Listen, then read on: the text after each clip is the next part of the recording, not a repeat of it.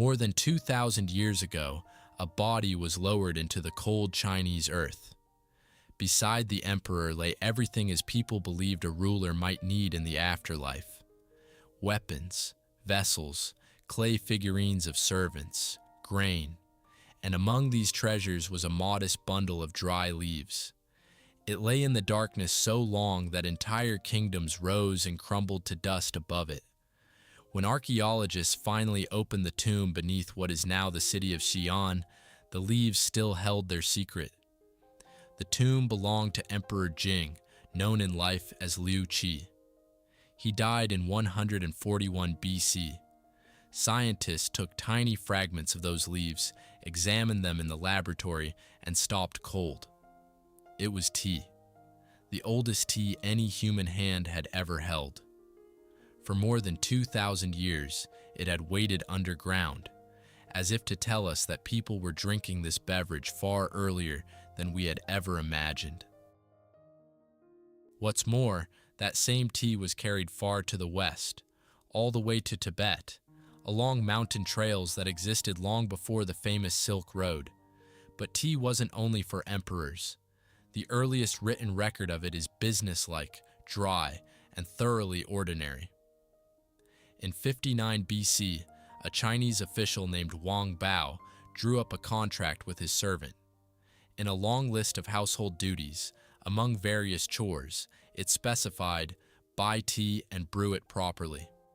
A routine domestic work agreement suddenly became an irreplaceable piece of testimony, because behind those dry lines stands a living person who, 2,000 years ago, set a pot over a fire and waited for the water to boil, exactly as we do today. Where did the plant itself come from? Tea's homeland is the remote, warm, humid borderlands of southwestern China. The birthplace of the drinking habit is considered to be the Sichuan region. The shrub has a precise scientific name, Camellia sinensis. A single evergreen plant whose leaves would give rise to everything that follows in this story. The splendor of imperial courts, great wars, and a comforting cup on your kitchen table. In the very beginning, though, tea was not a drink for pleasure. It was medicine. The leaves weren't steeped the way we steep them now. They were compressed into hard bricks like blocks, and then a piece would be broken off, crumbled and boiled, sometimes with salt, ginger, or onion. The result was closer to a thick, bitter medicinal preparation than to a fragrant cup of tea. People believed it drove away fatigue, sharpened the mind, and cured illness. They weren't far wrong. Centuries passed, and tea transformed from a crude remedy into a refined art. At this point in the story, a figure steps forward who has almost no equal in history, an emperor who ruled an enormous country, yet loved not power but beauty with his whole heart. His name was Zhao Ji, and he entered history as Huizong. Around 1107, he did something extraordinary for a ruler. He wrote an entire treatise on tea himself, with his own hand. He didn't commission scholars or delegate it to courtiers. He wrote it himself. He understood the nuances of color, the delicate foam on the surface of the drink, the sound of boiling water. Under his reign, the tea ceremony became a refined court ritual, almost a sacred act.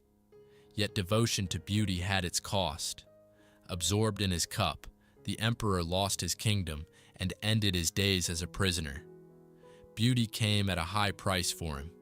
Rulers also grasped quickly that when the whole population loves something, there's money to be made from it. As early as 780, the authorities imposed a special tax on tea for the first time. From that moment on, this modest leaf fed not only people, but entire state treasuries. Meanwhile, tea began its long journey beyond China, and it was monks, not merchants, who carried it. Buddhist pilgrims traveled to China to study and brought home not only sacred texts, but living seeds. Around 805 to 806, two Japanese monks, Saisho and Kukai, brought tea to their islands for the first time. Centuries later, another monk, Isai, wrote an entire book on how tea preserves health and prolongs life. He sincerely believed this drink was a gift capable of healing both body and soul. In Japan, tea grew into something entirely its own, the tea ceremony. And it was conceived not by a wealthy man seeking to display luxury, but by a humble master named Murata Juko, who lived in the 15th century. He preached something that struck the nobility as strange. True beauty lies in simplicity, in an uneven clay bowl, in silence, in a small thatched hut. The entrance was deliberately made so low that even a powerful armored warrior had to remove his weapons and enter with his head bowed. Inside, everyone was equal. No lords, no servants, only people, water, and tea. Back in China, a quiet revolution was unfolding that would change tea for the entire world. In 1391, a new emperor, the founder of the Ming dynasty, who had come from simple peasant stock, issued a decree. He banned the sending of costly compressed tea cakes to court, the production of which had demanded backbreaking labor. From that point on, loose leaf only. This decision changed everything. People began steeping whole leaves directly in water, just as we do.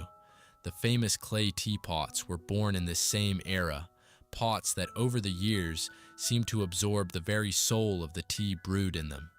And so, at last, tea reached Europe. At first it was written about with wonder. The Venetian Giambattista Ramusio, around 1559, and the Portuguese friar Gaspar da Cruz shortly after, described the strange hot beverage of a distant land. Then Dutch ships, from roughly 1637 onward, began transporting it regularly. A London coffee house made it truly fashionable. In 1657, a certain Thomas Garway became the first to sell tea openly to anyone who wanted it. 3 years later, a curious London gentleman noted in his diary that he had tasted this exotic drink for the first time in his life. His name was Samuel Pepys. He had no way of knowing that with that cup, something was entering Europe for which whole fleets would soon be assembled, empires broken, and the map of the world redrawn. By the early 19th century, Britain had fallen hopelessly in love with tea. Lords and washerwomen drank it. Merchants and sailors drank it. But behind that love lay a serious problem. All the tea came from a single country, China, and China wanted almost nothing in return.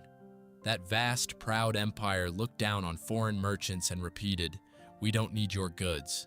Payment had to be made in silver. Year after year, British ships carried mountains of silver to China and brought back holds full of tea. The money flowed out in a steady stream, and in London the question grew louder. How long can this go on? The British tried diplomacy first.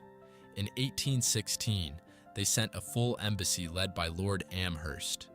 The envoys made the long journey hoping to meet the Chinese emperor himself and ask him to open trade. They were never even admitted. Emperor Jiaqing rejected the delegation without granting them an audience. The great country simply closed its doors. Frustrated and humiliated, the British began looking for another way, one they would later be ashamed to remember.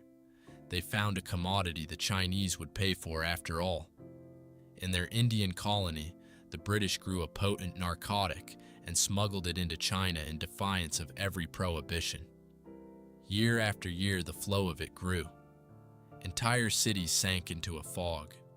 People lost their will, their money, their health, their families. The silver that had been the whole point began flowing back, but at the cost of shattered lives beyond counting. Chinese authorities looked on in horror as their people were destroyed. One man resolved to stop it. His name was Lin Zexu, an honest, stern official whom the emperor had granted special powers. In 1839, he arrived in the port regions, seized thousands of chests of the drug from smugglers, and ordered them destroyed in full public view. Mountains of the contraband were mixed with water, lime, and salt and flushed into the sea. It was an act of desperate courage, but it was also a spark. Britain, outraged that its cargo had been seized, answered with cannons. This was how the first of the Opium Wars began, from 1839 to 1842. The forces were far too unequal. British ships with heavy guns blew Chinese junks apart like toys. China, vast, ancient, and proud, was helpless against Western military power. The war ended in a humiliating treaty. China was forced to open its ports to foreigners and hand over the island of Hong Kong to the British. A few years later, a second war broke out along the same lines, and China lost again, gave ground again, bowed its head again. An empire that had looked down on the rest of the world for 2,000 years had been brought to its knees, and it all grew from a single cup of tea. But the British understood. Buying tea from a defeated seller who was still the only seller in the world was both humiliating and dangerous. They needed tea of their own, tea that no one could take away. And fate handed them exactly that, deep in the jungles of India, in a remote valley of the great Brahmaputra River, in a region called Assam. Back in 1823, a Scotsman by the name of Bruce had found his way to that wild country. A local nobleman named Maniram Diwan brought him to the chief of a forest tribe. And there the stranger saw something that stopped him cold. The people of that tribe had been brewing a drink for centuries, from the leaves of wild tea plants growing right there in their forest.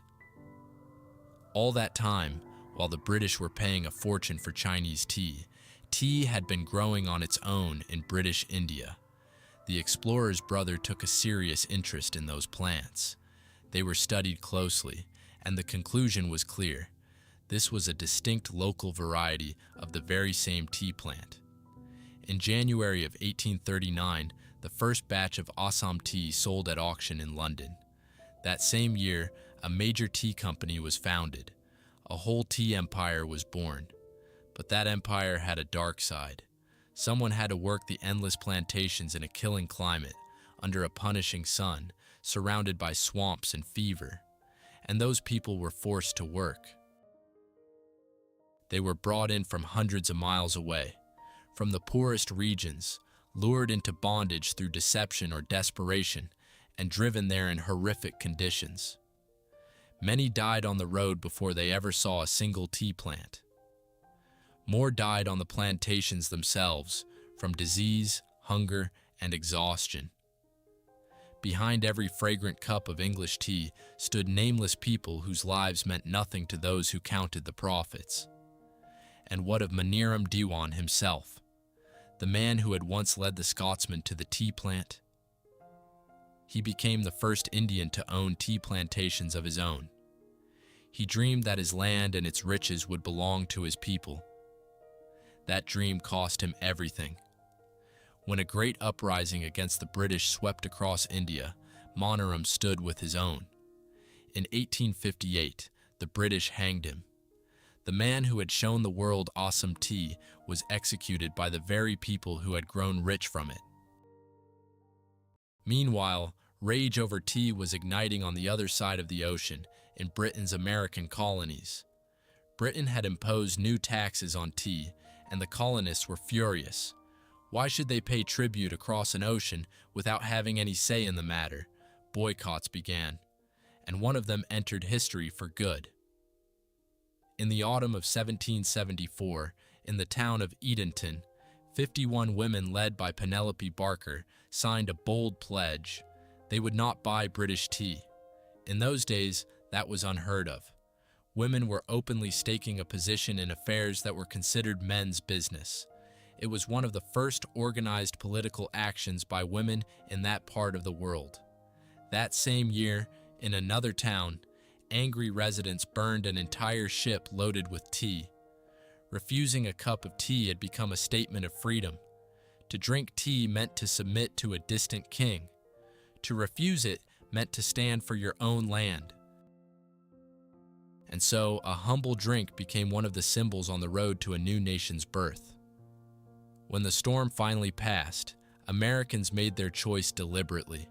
They turned to coffee, not because it tasted better, but because tea had carried the bitterness of foreign rule for too long. A single quiet leaf had managed to set empires against each other, ruin some and enrich others, break the lives of thousands of nameless people, and push whole nations toward revolt. But the story of tea doesn't end there. What comes next is its return to ordinary people. Part 3. Tea comes back to the people. After all the wars and upheaval, tea finally arrived where it belonged, in the kitchen of the everyday person. And it started as early as the very beginning of the 18th century. In 1706, on the busy London street of the Strand, a man named Thomas Twining opened one of the first tea shops. Until then, tea had been drunk in noisy coffee houses, which women weren't expected to frequent. Now there was a place where anyone could simply walk in, buy tea, and try it. A quiet change, but a significant one. Tea was no longer a drink for the privileged few. London at the time also had something remarkable: large public pleasure gardens. In the evenings, thousands of people would gather there to listen to music, admire the lanterns, stroll along the tree-lined paths, and of course, drink tea right out in the open air. For the whole of the 18th century, these gardens were the heart of city life, and a cup of tea became as natural a pleasure there as a walk or an evening with friends. But tea had more than just a pleasant side. It quietly helped turn everyday life upside down. Britain in those years was becoming a nation of factories and mills. People stood at machines for days on end, and the work was grueling. Tea was perfectly suited to the moment. It contains a substance that sharpens the mind and keeps sleep at bay, the same one found in coffee. A cheap cup of hot tea helped workers stay on their feet at the end of a long shift. But there was something more important than the alertness it gave. To brew tea, you have to boil the water, and boiled water is clean water. In those days, thousands of people died from contaminated water, especially in cramped and filthy cities. People drank tea and, without realizing it, boiled their water and killed the germs in it. Many historians are convinced that this humble drink saved countless lives and was one of the quiet foundations on which that whole breathless age of machinery rested. Tea also gave the world a genuine spectacle: sailing ship races. The fresher the tea, the higher the price. So ships raced each other to carry the new harvest from Asia to London. They were called tea clippers, sleek, fast, and graceful as birds. The two most famous were Cutty Sark and Thermopylae. In 1872, they met in a legendary race. Cutty Sark pulled ahead and was close to victory, but in a raging storm, its rudder broke. While the crew made repairs right there on the open sea, its rival pulled far ahead. Thermopylae reached London first, and the defeated Cutty Sark became a legend. You can still see it in England today. The 20th century arrived, and tea began to change again. For a long time, people believed that iced tea was invented by accident at a large fair in 1904, when the heat made no one want anything hot. But that's not quite right. Recipes for iced tea appeared in American cookbooks much earlier. In 1877, for instance, a woman named Marion Cabell Tyree published one, and sweet cold tea had long been the favorite drink across the hot American South. The fair didn't invent anything. It just spread the habit across the whole country. The tea bag has a similar story. The common version has it being discovered by chance, but in reality, it came from two inventive women in Milwaukee, Roberta Lawson and Mary Malaran. As early as 1901, they designed a small mesh pouch holding exactly enough tea for 1 cup. No loose leaves, no fuss. Just drop it in boiling water and you're done. In 1903, they received a patent for their invention, a simple thing that's now found in every home. And yet tea looks different in every country. Each place has made it its own. In Russia, it was brewed in a samovar, steeped very strong, then diluted with boiling water to taste. Tea first reached the Russian Tsar back in 1638 as a gift, and from there it traveled into the country along long caravan routes. In Persia, tea was drunk with a lump of sugar. A piece was placed inside the cheek, and the hot drink was sipped through it. For the Mongols, tea was salty, made with milk and fat, closer to a meal than a drink, something to keep you warm on the cold steppe. The British, meanwhile, fell in love with a strong, dark brew with milk and gave it a fitting name, builder's tea, plain, no nonsense, and just what you need to get going. But tea's most unexpected transformation happened quite recently. On the island of Taiwan, sometime in the 1980s, someone had the idea of adding chewy tapioca balls to cold milk tea. You drink it through a wide straw, and the little spheres pop delightfully in your mouth. Who did it first is still debated. Several tea houses claim the credit to this day, but the fact remains. Within just a couple of decades, this playful drink had taken over the world, become a staple of social media photos, and grown into a massive industry. An ancient leaf had found a brand new audience, and that audience was young. So just how much tea is there in the world? It's grown in more than 50 countries. China produces the most, followed by India, while Kenya is one of the top suppliers on the planet. Millions of tons are harvested every year, and every single day, billions of people drink it. Chances are, right now, as these words reach you, someone, somewhere, is brewing a cup. And here's a story that says everything about tea. During the Great War of the last century, the British government made a surprising move. It bought up all the tea in the country and began rationing it. That's how essential it was to people's lives. While bombs fell and streets lay in ruins, mobile vans drove through the rubble, handing out hot tea to those who had somehow survived. And after the war, British tanks were fitted with built-in kettles, so soldiers could brew tea right inside the vehicle without stepping out into enemy fire. One single plant, thousands of flavors, thousands of years of history, a medicine and a luxury, a tool of empires and a cause for rebellion, and in the end, simply a warm cup in your hands. Tea has never been just tea.